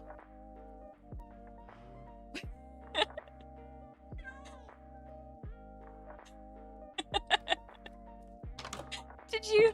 I'm a little, unless that was intentional. That might have been another intentional thing, but I'm guessing it might not have been, Jossie. So my illnesses, I have 7. So here, let me give you something interesting to look at. I mean, I know that I am not the interesting thing in this screenshot, but that's perfectly, the frogs and the axolotl are far more interesting. So I have endometriosis. I have something called polycystic ovary syndrome, which is abbreviated to PCOS. I have adenomyosis, so basically all of the reproductive illnesses, which is great. It was in fact not planned. Oh no. And then I also have, basically it's more conditions from then. So there's interstitial cystitis, and then I have gallstones, because my 7 different chronic herbs and spices, yes. So the stuff that I'm kind of listing now is stuff that are probably side effects from the medications for the original 3. But yeah, side effects in medicine is rough. So I have gallstones, and then I also have chronic pain, which is a condition by itself. So chronic pain it's not just like you have pain all the time. I mean, it is, but it's not something that's like, the issue with chronic pain, hang on, rewind, ArchaeoPlays. Let me explain this. So with chronic pain, effectively, you have been in pain for so long without anything being done to alleviate that pain that your nerves are like, hey, this warning signal that we've been sending to your brain, you're not paying enough attention to it. So we're gonna just up that pain signal so that you actually pay attention to it. And the problem is when you have a chronic illness that can't be cured, there's only so much of that pain that you can mitigate, which means that basically your nerves are like, hey, you're not paying attention to this thing that we're telling you is broken, and so we need to up our pain response, but you literally can't take care of that. So then your nerves physiologically change so that they send a stronger pain signal to your brain because they think you're just not paying attention, when in reality there's nothing you can do about the pain that they're in. So it's like this vicious circle of having a chronic illness and not being able to necessarily mitigate the pain of those chronic illnesses that then changes your nerves to sit there and be like, you're not paying attention. Your alarm system's been blaring for 3 years and you haven't done anything about it. So we're going to make the alarm system louder, which just leads to more pain. And then it's a vicious cycle. So there's that. And then the seventh one, I think I've done all the seventh one is not really, it's not necessarily an illness, or basically my intestines, my digestive system in general is shot. So I am able to like eat food, but it's kind of fairly restricted in terms of what I can actually eat. And the reason for that comes from the endometriosis and the PCOS, but particularly the endometriosis. So for people who don't like, well, actually, maybe what I'll do is, can I do a, if anybody doesn't want to hear medical stuff, let me know in chat before I get into this description of what endometriosis is and why it's affecting things. Because I don't want people to be weirded out. So if anybody says they're weirded out, I won't go into it. And we'll keep puttering around and, and doing some decorations. I'll just give people a few minutes to type if they want.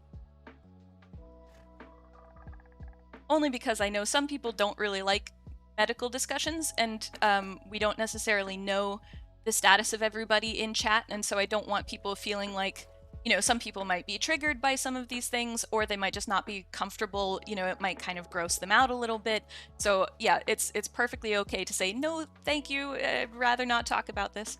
But I think it sounds like everybody's, I'm not seeing any no's. Okay, so endometriosis. The condition is basically that tissue similar to the lining of the uterus grows somewhere outside of the uterus. And it can grow anywhere. And there's no, like, they don't know why this happens. And it's not like the same stuff, but it's very similar.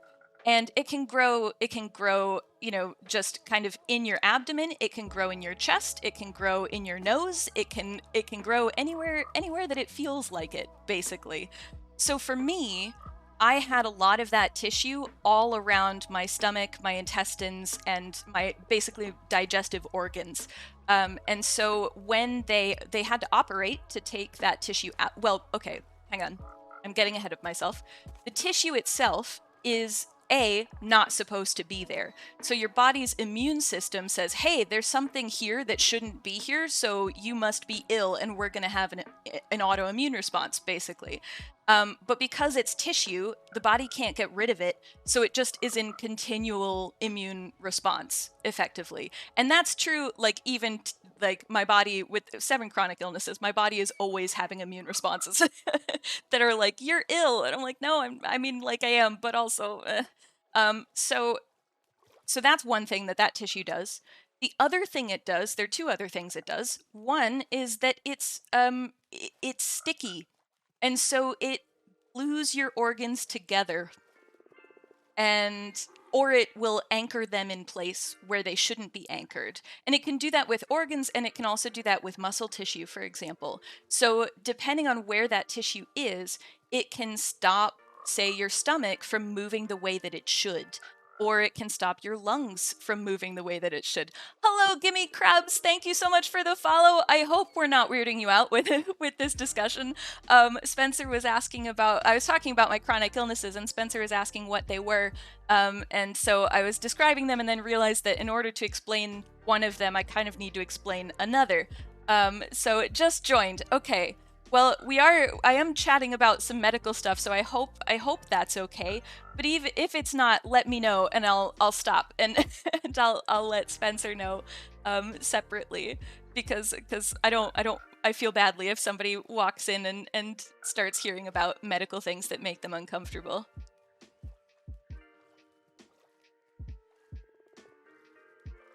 I'll give them just a second to say if you're fine. Okay. So basically, I have a condition called, you don't care. All right, cool. I have a condition called endometriosis. At least that's one of the conditions. And so I was talking about how that is when tissue similar to the lining of the uterus grows anywhere outside of the uterus. So it can grow on your lungs. It can grow on, for some people, it grows like on their heart, which is a problem. It can grow in your nose and all sorts of stuff. You gotta run your dog out. Okay. So it can anchor your organs in place, it can glue them together, and it can cause a lot of problems, especially if it does it with your digestive system, which primarily works by being relatively, like, it's not, I mean, your digestive system isn't just like willy-nilly not anchored to anything, but a lot of your digestive system needs to be able to move freely in order to actually function the way that it should. So because the tissue was anchoring my digestive system, there's a lot of scarring all over my intestines and my stomach and such. On top of that, the medications that you end up with to treat large amounts of pain are often drugs that are bad for your digestive system. So if you're not, like, if you're taking them for a long period of time, they can also cause issues with your digestive system.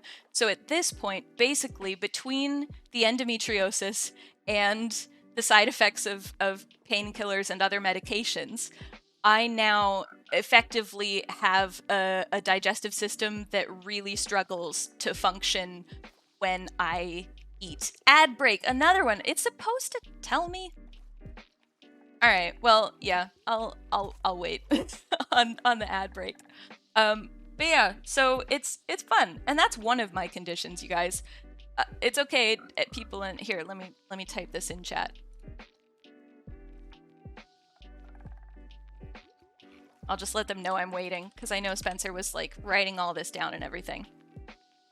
But yeah, so that's one of my conditions. Each of them are equally annoying. so seven is a lot. Hopefully I don't end up with more, but who knows? Ad break finished. Okay. Spencer, are you back? Let me know if you're back. I'll wait until Spencer's definitely back. Is it getting dark, or am I... Oh, no, hang on. I'm still in the wrong. It is getting dark. I was like, the sky looks like it's darkening. Woo, ad break over. Okay. Oh, somebody else is sleeping. Excellent. Thank you, whoever's sleeping. Cool. Yeah, so basically, I think I know where you guys fell out of the conversation. Basically, because of the endometriosis having an effect on my intestines and digestive system in general, and my stomach and things, and the various medications to treat the pain having a bad effect on those things, my digestive system basically can't process most food. Like, it can, but oh my goodness, is it painful. So I have not eaten a meal in the last 3 years without having extreme pain. It's fun. It's fun, you guys. So yeah. So this the reason I got on this tangent is because the final condition is not actually like a diagnosed condition, but a lot of, like, the doctor that I was seeing about it was saying, well, effectively, we don't know if you actually have something like IBS or if you don't. But because your system is so scarred and struggling, we may as well act as though you do. Because it doesn't actually, like, the net result is the same. It doesn't matter if you actually could be officially diagnosed with it or not, that you're still having to follow the dietary restrictions. And actually probably, like, even then it's helping, but it's not getting rid of all the pain, because there's still a lot of pain. So I'm in pain on a daily basis, which sounds really bleak and such, and it's not so bad, but it is something where when you're ill every day, there's a point at which you have to learn to give yourself a bit of grace and a bit of understanding that, like, you know, just because I woke up, say, this morning and was feeling perfectly fine, an hour later it's okay for me to not be feeling fine and to not be feeling productive and not be able to do what I was hoping to do. And different, like, for you guys, your own situation is going to be your own thing. So, like, don't feel like you have to be as productive as somebody else, or like you are not allowed to be as unproductive as maybe you might need to be. Your own situation is your own. Like, my situation isn't going to be the same as yours. Yours isn't going to be the same as anybody else's. So two things. One is give yourself some grace when your body is saying that you need it, or even when, you know, for those of you who maybe struggle with mental health issues, when your brain is saying you need a break, give your brain a break. It's okay to do that. You know, it's okay to you know, take care of yourself.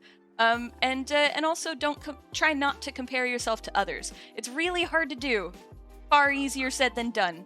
But if you can manage it, trying to not compare yourself to others, or to not really worry about how you compare to others, it's a really freeing thing when you realize it doesn't matter. And that you're just gonna, you know, you're gonna do what you're gonna do to the best of your ability, and that's all that anybody can ever really ask of you. It's kind of nice, because it means that, like, so the reason this is still a slight tangent, but it's connected. It's a connected tangent, and you know, we've done our frog pond, but we still have some time in the stream, so may as well go into stuff that's interesting, you guys. So when I first, okay, so about a year or so into being severely disabled from these chronic illnesses, I was diagnosed with the first one officially in January of 2020. So the pandemic has been me being chronically ill. If I ever got COVID, I got it once in, like, February of 2020, maybe. We don't actually know, because it was too early in the UK for people to really know that was possible. I haven't gotten that since, but I've had to deal with these 7 different chronic illnesses since. So it's fun. But, like, a year or so ago, was going to be the first time that I was able to actually, like, I was going to try to walk to the grocery store, buy some groceries, and walk back to the house without, like, total. That's what I was going to try to do. And it was going to be the first time that I had done that in, like, a year and a half. Okay? So when I say some of these illnesses have been debilitating, I really mean debilitating. But I was sitting there and kind of thinking, well, our grocery store has, like, a little cafe in it, so, you know, I can do the walk and then sit in the cafe, and then if I need to, I can just kind of take a break and then go do the shopping. And if I need to take another break before I walk home, then I can do that too, and that'll be fine. And so I get to the grocery store, and I was like, you know, I'm not going to worry about anybody judging me for how long it takes me to get here, or how long it takes me to do the shopping, because they don't know what my situation is. So, like, they can't make an unbiased judgment, right? Because they don't have all the information, and I'm not about to share my entire medical history with everybody in the you know, in the world. And this was, pandemic, so no cafe. So the grocery store, this was a few months after the lockdown had started easing in the UK. So now I am in Scotland, and we've had stricter rules than much of the UK for most of the pandemic. But this was like I think a month or so after the cafe had just reopened. So I did get there, and I got to the cafe, and I got like some apple juice or something, and I sat down in the cafe to take a break because I needed one. And I was, you know, like I did the thing for my plan, and then I sat down, and I was really worried because like I was very self-conscious because my face was all red and my hair was everywhere because it was a windy day, and it's Scotland, and wind in Scotland, I mean, like it's just, it's something you deal with. But like I just looked very, very disheveled, and I was like, oh gosh, what are people gonna think, me looking all disheveled? And then I realized, if I don't care what they think about how long it takes me to get here, how long I sit down, or how long I'm doing my shopping for or anything, why in the world am I caring about what they think about how I look? Like, they don't have any context for that either. So why, there's no reason for me to care about that. You know? Right? So, and that was like the most freeing. I just remember that moment of being like, oh gosh, I don't actually have to really worry. Like, anybody who's gonna judge me negatively here doesn't have all the information. So there's no reason to pay attention to their negative judgment. So it's fine. Everything's fine. It's all fine. You know? Which is not where me saying that multiple times all the time comes from, but you know, it's connected to it. Yeah, so just it's yeah, story time with ArchaeoPlays about chronic illness. But yeah, you guys are, you're doing your best. And if people there are points at which, I mean, I say this, there is a certain amount of privilege in being able to stop when you really need to stop, because depending on your financial situation, for example, or your living situation, you might not be able to, say, not work for a day or so, because that might mean the difference between, you know, paying the rent and not paying the rent that month. So very much, this is not a blanket statement, but where you can, give yourself grace as much as you can, when you can. You're afraid you're not all that productive, psychological disabilities, avoidant personality disorder, and friends. Oh, I don't think I've ever heard of avoidant personality disorder. But I'm getting a sense of what it probably could be from the name. Yeah, I think there's a lot of stuff. Productivity is,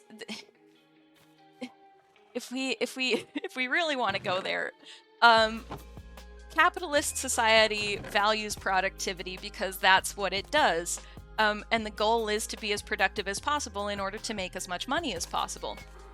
And that doesn't mean that all capitalism is automatically bad, but that's effectively what a capitalist society is aiming for. I'm realizing I never placed any glowberries, and I do seriously want to place glowberries.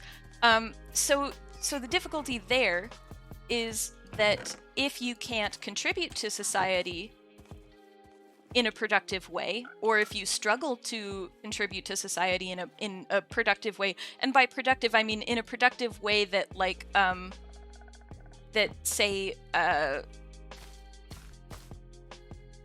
don't know, capitalist society would define productivity, if that makes sense, or that other people would, like, because we never get to really be the judge of our own productivity. Like, we never get to set our own level of productivity as being acceptable a lot of the time. So if you're not able to do that, then capitalism decides that you're not actually a valuable member of society, and it's a problem, because it just is. So yeah, it's a very difficult thing to have to deal with if you are somebody. Oh, it does. Okay, it's fine. I have more, and I can easily get more. If you are somebody who struggles with things like chronic illness or mental health issues, there's a lot of that struggle is feeling like society doesn't think you're worth anything anymore because you're not able to be as productive as society wants you to be. And we're conditioned to think that of ourselves when we come of age in a capitalist society. But archaeologically speaking, here we go, we're going back to archaeology. Anthropologically speaking and archaeologically speaking, there's no inherent need to be a capitalist society or to value people based on their productivity. You can value people based on whatever characteristic you want to value them for. So yeah, it's Sorry for disappearing. Your mom got home and you pretended you were being productive. That's okay. Don't worry about it, Spencer. See, that's, I mean, literally what we were just talking about. But yeah, it's a struggle to if you are somebody who struggles with productivity. There are a lot of things that, and I don't need to tell you the difficulties of that, but there are a lot of difficulties. Pretending you were totally reading and doing homework. Yeah. Oh man, I know the feeling. I very much know the feeling. So one of the things, so like last stream, Moon redeemed the ask a question channel point redemption. And so I kind of walked you guys through what I do for if I'm researching a topic, like kind of the base thing that I do to research a topic. At some point, I might also run you guys through the base thing I do to like read a source quickly. Because as somebody who has survived grad school multiple times, it's a helpful thing to be able to do. But we won't do that today. But it is a valuable thing. So I might do like a, I don't know, a stream where we do that, or a part of a stream where we do that. I'm thinking of moving these frogs. It's okay if you have to go in about 4 minutes. We are going to end the stream relatively soon, but I do think, because I have now just been rambling for like half an hour. But I am gonna move. I think I'm gonna move this post over here so that the frogs may have a chance of getting on the swing, because I think that would be really cool if the frogs could get on the swing. I don't know for sure if the frogs will get on the swing. But I will try it and see. I don't want to hit any of them. I mean, you're adorable. Okay, thank you. It's like you're, oh, weird. Okay. I was not expecting that to, okay, there's one. Let's get you there. Where's the other one? There it is. Oh. I hadn't actually picked up the other one.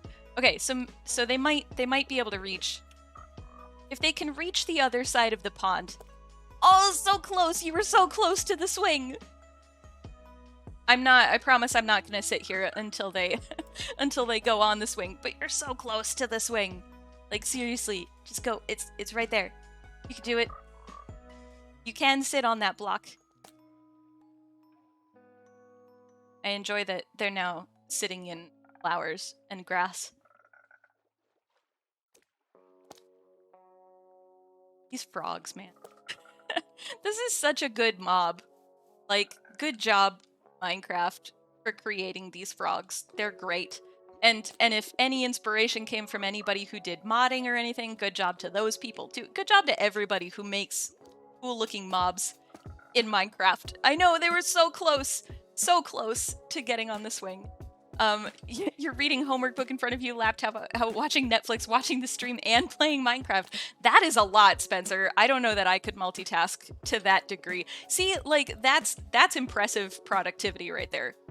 Multitasking. I mean, I don't know how much of all of those you're getting done, but it feels like, and the other thing is, in listening to me talk about my medical stuff, I mean, like, there was a certain amount of learning that was happening there. This is an educational stream. It's an educational. I do archaeology. It counts. It's an educational Minecraft stream. That's like my brand. So yeah, you're learning, even though you're not in school and maybe not necessarily paying attention to your homework. But yeah, I think we probably, with the cool new mobs. Oh, the new mobs. Yeah. A few more updates to older mobs as well. That's true. We were gonna, have you guys all seen the videos for the new mobs that they've put out so far? I don't think they've put out another one yet. I think that'll happen in about an hour.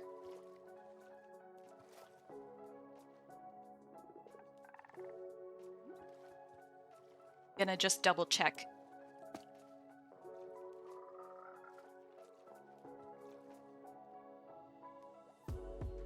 Yeah, I think it'll be an hour from now that they put the next video out. The Sniffer and the Rascal, yeah. Has anybody not seen them? Because I do have them pulled up. We can, okay, the first two. Let me know if you haven't. I do have both of them pulled up. It went on the swing? I missed it? It went on the swing and I missed it? Oh, well, I mean, you guys saw it. If it did, it's recorded. It'll be there. Sniffer supremacy. Yeah, I'm currently personally a fan of the sniffer. I think it's adorable, and I love the idea for new plants. I love new plants, and it's just cute. The sniffing animation is really cute. The white one did okay. All right, it's recorded. I'm glad you guys got to see it. I'll have to clip it. Or you guys can clip it. You should be able to clip things on this channel at this point. I know there was a while where you couldn't. You did see it. It's interesting that they both have some element of mystery. Yes, and I feel like the tough golem is going to as well, because the three mobs that they were talking about, what was it? It was oh gosh, I forget what the description, like in the original like teaser for the mob vote. I can't remember what the one for the sniffer was, but then it was like something is peering at me in the mines and something keeps rearranging my hats or something. And so I think a lot of people thought the rascal would be the one involved with the hats, but it doesn't seem to, that the rascal now seems to be like the one who was spying on, I think, Agnes in the mine. So then the question becomes, what do tough golems do with hats? Or do tough golems do anything with hats? I mean, frogs are so great. I love these mobs. And yes, I very much agree, Robert, that if we could get like updates to some of the existing mobs, even just in the animations, that would be really cool. And I know they're mobs and things, but yeah. You hope you can put a saddle on the sniffer if it wins. I do too, and it wouldn't be remotely practical because there's so many other ways of travel that are faster in the overworld, but it would be amazing to just be able to ride around on a dinosaur for funsies. Or like, can you imagine the mini games that you could create with like, you have to ride, I mean, I guess it's similar to like riding a pig or something, but but riding a dinosaur in the overworld, it would be amazing. Thank you so much for clipping that, Dragon. And yes, clipping is a pain on mobile. There's very little that I attempt to do on mobile on Twitch. If I can see the stream, that's hey, we got it again. I saw it this time. Frogs on the swing. Okay, this was like the best decision ever. A, putting the swing there, and B, moving the frogs so that they could go on to the swing, because that's amazing. Welcome back, crabs. I'm doing pretty good. You have suddenly reappeared. Spencer, you may or may not have missed the white frog getting onto the swing twice. But at least one of the times has been clipped by Dragon, so and if it helps you feel any better, I missed it the first time too, so and I'm the one streaming. So oh, so close. The orange frog hasn't gotten on the swing yet, but the white one has gone twice, which is pretty great. So so yes, I approve of this frog pond.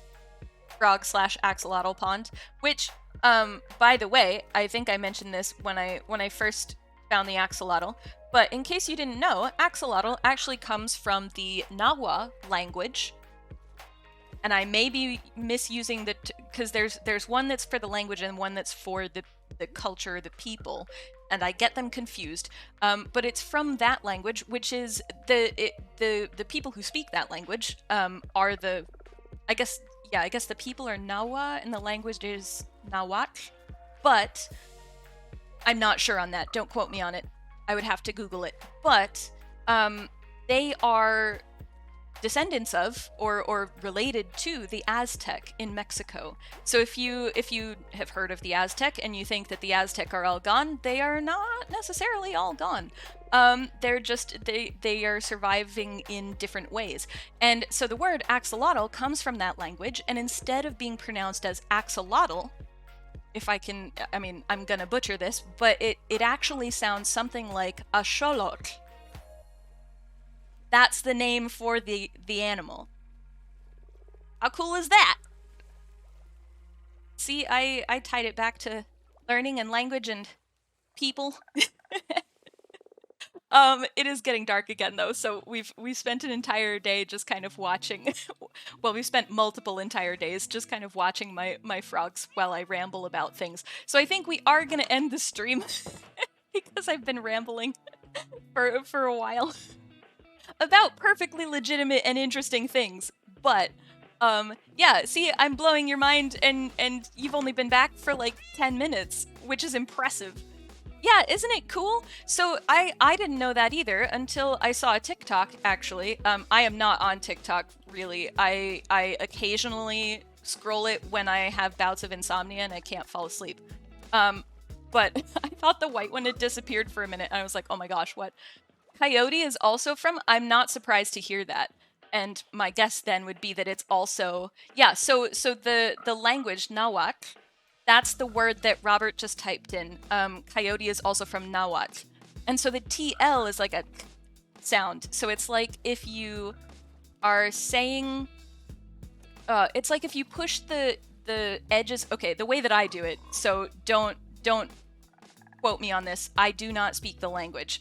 But the way that I try to mimic the sound is by pushing the tips of my... Like the sides of my tongue to the bottom of my... like my top teeth on each side.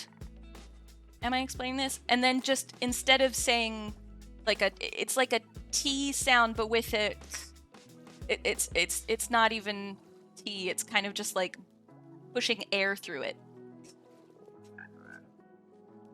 But yeah, now what? And yeah, and the X is apparently a sh sound. Thank you so much for redeeming the hydrate. I promise I will figure out the sound alerts because you're supposed to be able to hear them, and I don't know why you aren't. But everybody take a drink. Even if you don't think you're thirsty, you probably are. All this talking, I should hydrate. You are absolutely right, Crabs. I am so bad at hydrating too, so I'm glad that I have that redemption in because I need it. Okay. So there you go. You've learned a little bit about the Nahua people. They're an indigenous group in Mexico, and there's at least one person, a woman who makes TikToks with her family, who talks about Nahua culture and language and religion and stuff on TikTok. I don't remember her handle, but they're definitely people. Like one of the really cool elements of the world. Also, everybody stretch, because we've definitely been sitting in the same place, or at least probably most of us, for like an hour or more. So, definitely stretched out. But yeah, so one of the cool things about having an online world the way that we do is that people can share parts of their culture in ways that they couldn't necessarily before. And what we're seeing is a lot of indigenous people, particularly young people from indigenous cultures, are being able to share their culture and their communities with the wider world in a way that wasn't necessarily possible before. So it's really, really cool. There are pockets of the internet can be a not great place sometimes, but there are also a lot of pockets where some really cool things are happening online, particularly when it comes to indigenous groups and especially indigenous young people being able to express themselves and connect with people in ways that they wouldn't necessarily have been able to before. Hello, Doggies for Life. I like your username. Welcome on in. We are just about to finish streaming. But you're more than welcome to hang out, and we're gonna find somebody to raid, and then I do stream on Thursdays at the same time. Thank you so much for the follow, Doggies for Life. I can get behind that that username. But yeah, so we're gonna end the stream, but I do stream Tuesdays and Thursdays. Oh, did I say I was going to stream on Thursday? Today is Thursday. That's not the... I know what day it is. Today is Thursday, but we're going to stream on Tuesday, and also, next week is my birthday, so Tuesday's going to be some kind of a birthday stream. We do also, for those of you who are super into archaeology and don't want to have to wait until Tuesday for more archaeology content or even more Minecraft chat, we do have a Discord. or I say we, I have a Discord that many of the people in chat are a part of. You are welcome to, today has been Thursday most of the day. I know, right? Doesn't feel like it though. But I do have a Discord, so you're welcome to join the Discord community. We have chats for video games and Minecraft, but also just other things in general. And as Clara has helpfully put in the chat, I also have a YouTube channel where I talk about various types of archaeological concepts. And I basically teach people archaeology through Minecraft, or I have a series where I approach Minecraft through as an archaeologist, and then I have another series where I build archaeological sites in Minecraft and talk to you about why they're cool. And if you would like a spooky one for the spooky season, last year I made a video where I built Bran Castle, which is the inspiration for Dracula's castle in Romania, and I built it. I built the landscape around it, which took a long time, and then yeah, I talked to you all about how cool that castle really is. So yeah, there's loads of options for things. You can also follow me on Twitter if you don't have a Discord. You can follow me on Twitter or Facebook, but in all honesty, I am far more active on Twitter in terms of archaeology content. Facebook is usually like, I put things there of stuff that I'm doing, but Twitter, I can retweet my fellow archaeologists really easily. So that's another option. But I do think, oh, nope, hang on, I'm in the wrong window. I do think we are gonna end the stream there. Now that there's been a lot of rambling, but you guys seem to be entertained by my rambling, so that's helpful. I'm glad that my rambling is interesting. And yeah, on Tuesday we'll do a birthday stream. What I'll probably do is put a bit of a poll in the Discord of what people... No, I can't leave. Well, you can join the Discord. I'm not allowed. I'm glad that you guys are so interested. This is cool. I like it when people are interested in archaeology and humanity. Humanity is really interesting. Humanity is ridiculous, you guys. This is my main tactic, is I share how ridiculous humanity is with people. And then they're like, archaeology is super cool. I'm like, yeah, because people are ridiculous. And that works because people are ridiculous, and they've been ridiculous for thousands and thousands and thousands of years. Like, people are not more ridiculous today. What's the Discord link again? I'll put it through again. You can do !Discord. Oh, Clara beat me to it. Ad break. Oh man, again? How? How? How? I need to fix that ad situation. That's a problem. Yeah.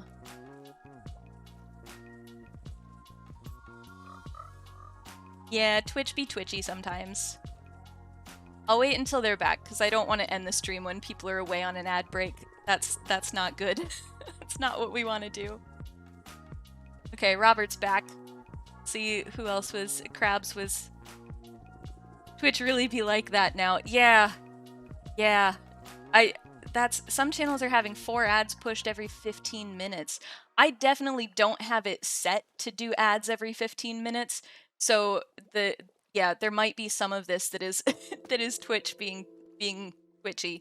But I'll look into it and figure it out. But anyway, there is a Discord. Oh right, and there's the timed message for the Discord. So you get both of them. But that's the link to the Discord, and I forget what I was saying. Oh yeah, so for birthday stream, I'll probably put some kind of a poll in the Discord. We can either do stuff on Archaeo SMP, but we can also do other stuff if you guys want to for a birthday stream, because it's, it's a birthday stream, and we can. But also, don't feel like if you guys want to do Archaeo SMP stuff, I'm totally game to do Archaeo SMP stuff. I have plans. I have fun plans. You know how I've been saying I want, in my gigantic hang on. It's just getting totally disoriented about where I was in my own base. You know how I've been saying I want like an elevator sort of thing to go down into the cave? I have plans for this elevator. So we can attempt some of those plans at least. And yeah, I think we'll more cake. We'll see if with cake roulette, if it gives me cake, on my birthday stream, I feel like then the Minecraft gods are smiling on me. But yeah, I think we'll end stream there. Thank you everybody for coming along. So I think what I will do is well, I'm gonna sleep first. Let's sleep. I'm gonna sleep first. And then I'm such a nerd and you love it. I am such a nerd. I have a mug that says nerd on it that my twin got me as a gift. And it's just like a massive mug. Talk about large mugs. It's a massive mug with a whole bunch of books on it, and it just says nerd. And I'm like, yeah, I'm such a nerd. But yeah, thank you everybody for hanging out. Thank you for chatting and allowing me to ramble at you for the better part of 2 hours, while also building a frog pond with adorable frogs that like to swing. And yeah, I'll see you guys all on Tuesday, and I'll catch however many of you who want to in the Discord. And yeah, I think we'll end it there. Thank you for coming, everybody. Bye.